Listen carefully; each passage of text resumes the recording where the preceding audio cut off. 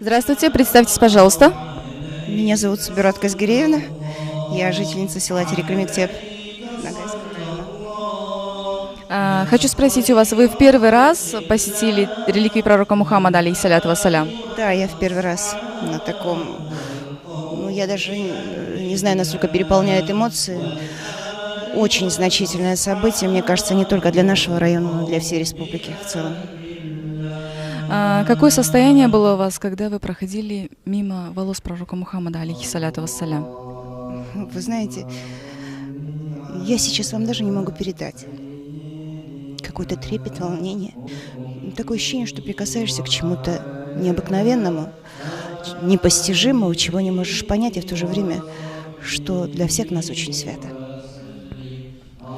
Я хочу пожелать вам, чтобы Всевышний Аллах принял ваш зиарат, чтобы Он укрепил наши сердца иманом, чтобы Он очистил нас посредством пророка Мухаммада, алейхиссаляту вассалям. Спасибо большое.